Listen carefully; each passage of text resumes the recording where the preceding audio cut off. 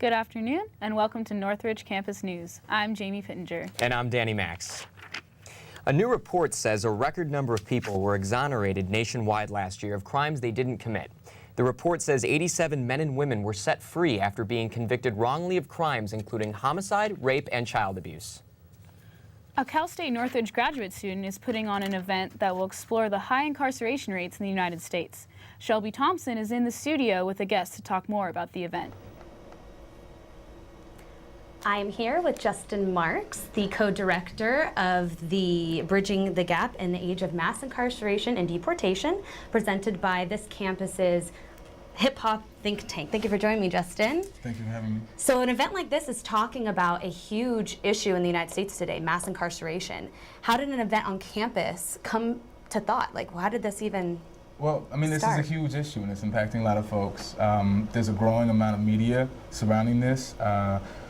Michelle Alexander's book, The New Jim Crow, right now there's a song on the radio by Kanye West, New Slaves, where he says the CCA teamed up with the DEA, and that's almost exactly what we're talking about as far as the Correctional Corporation of America and the growing amount of folks incarcerated, you know, and are this country's priority of business in the prison industrial complex over the educational system. And so we wanted to affect that. We wanted to bring folks together who are working on this issue and make some change. Awesome. Well, you mentioned Michelle Alexander's book, The New Jim Crow. Many haven't read that book, but it is really about a woman's perspective on the issue of mass incarceration. It really puts a lens into the prison system and the politics that it includes. And so that is a book that I've personally read in some of my classes, and it's really common on college campuses right now. What would your goal with this program be with our youth? I mean, that book only goes so far, but a hip-hop program is pretty unique. Right, definitely. And, you know, one is to encourage folks to read books like that and to, and that's not the only one out there, but it is a great text. It's a great source text. And, you know, it was an inspiration. As far as our goals for the event is to raise awareness about the issue, because a lot of folks matriculate through the university system without ever coming in contact with these issues that deal with them outside and deal with and affect their families and their communities outside. So it's raising awareness, one. It's also looking at alternatives to incarceration, where we have in America, as I said before, the highest number of incarcerated in the world. And then, you know, being able to you know, look at how drug use is criminalized, but yet in other countries is being decriminalized, and looking at it as, you know, ways for folks to be able to re-enter into society, right? So dismantling that school-to-prison pipeline and looking at ways for folks to become functioning members of society. Awesome. Well, thank you so much for joining me, Justin, and getting us a better understanding of this issue. And I hope the event is successful. Thank you. All folks can register for the event at hiphopthinktank13.org. Perfect. Thank Take you. advantage of that, guys. Back to you guys in the studio. Flu-related deaths in California are nearing 200, with 17 deaths in Los Angeles County. The flu is primarily infecting people ages 18 to 64. The health staff on the CSUN campus is telling students to continually wash their hands, stay away from the sick, and stay indoors if they begin to feel ill. They are recommending all students get flu shots, which cost $15 and can be scheduled by appointment. A CSUN campus poll says 75% of students want smoking banned on campus. 21% of both smokers and non-smokers oppose the ban. Among the opposed, some believe it would be unfair to smokers to tell them where and when they can smoke. No new policy has been written as of yet, but campus officials say the survey is a place to start. If the new policy is implemented, CSUN would join the entire UC system, Cal State Fullerton, and San Diego State University. The FDA has launched The Real Cost, a campaign aimed at preventing teen smoking. Every day, more than 3,200 kids the ages of 18 smoke a cigarette for the first time. The campaign focuses on the health hazards of smoking in a series of TV, radio, print, and online ads. Teenage brains are still developing, according to the FDA, and therefore more susceptible to nicotine addiction. Specific high-risk youths group will be targeted by FDA campaigns over the next 2 years. The campaign's goal is to reduce the number of teenage smokers by 300,000 over the next 3 years.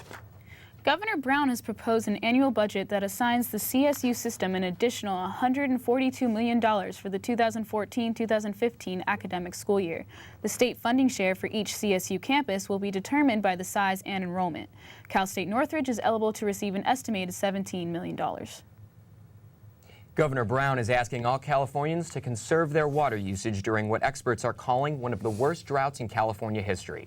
Officials hope that voluntary cutbacks by Californians can reduce consumption by 20% to help maintain supply levels. Mandatory water rationing to all regions of the state, including Southern California, could be enforced if the water supply continues to drop. Officials said they've already halted water delivery from state reservoirs to some farms and cities for the first time in the state's history. The only deliveries that will be made at this time will be to maintain public health and safety standards. A San Fernando Valley homeless man is on life support after he was shot in the head during an altercation involving 2 alleged gang members. The fight occurred Sunday in North Hills.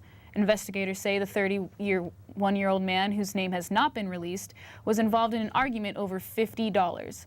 2 men have been arrested. Anyone with further information is asked to call Crime Stoppers at 800-222-8477. Police in Temecula have arrested a man on suspicion of assault with a deadly weapon in connection with the pointing a gun at a Girl Scout. Authorities say the girl was going door to door along with her father selling Girl Scout cookies. They say the suspect, John Dodrill, pointed a gun at her after she knocked on his door. Her father immediately called the police, and authorities arrested the man and confiscated his weapon for evidence. A high-profile trial is set to begin in Florida next Monday involving a man who fatally shot a 17-year-old African-American teenager back in November 2012. The accused, Michael Dunn, claimed he shot Jordan Davis in self-defense after he asked Davis and his friends to turn down the music in their car. The case is drawing international attention not only because the case is similar to the Trayvon Martin and George Zimmerman case, but also because the prosecutor in the case is the same. Dunn has been charged with first-degree murder. A crowd protesting a same-sex marriage ban gathered outside a federal court in Norfolk, Virginia. The case got underway today. A gay couple filed a lawsuit last year when they were denied a marriage certificate in Virginia. Virginia's Attorney General has publicly said he believes the law to be unconstitutional. He says he will not defend the law in federal court. Mitt Romney has been in the spotlight with Netflix documentary Mitt, an appearance on Late Night with Jimmy Fallon. There have been speculations that Romney will run in the upcoming presidential election. However, sources say his family isn't likely to want to go through with a campaign again. Romney told CNN that he would do it again, but it's not his time. And now here is Rebecca Lopez with today's sports news, including the big celebration in Seattle tomorrow. The Seattle Seahawks will be celebrating their victory with the parade tomorrow. The Seahawks won their first Super Bowl Sunday, beating the Denver Broncos 48-8. Seahawks linebacker Malcolm Smith was named MVP of the game. He recorded 8 tackles, receiving a fumble, and returned an interception for a 69-yard touchdown.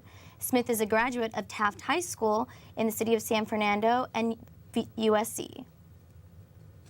The St. Louis Rams owner, Stan Kroenke, wants to move the team back to Los Angeles, and he now has land to do it.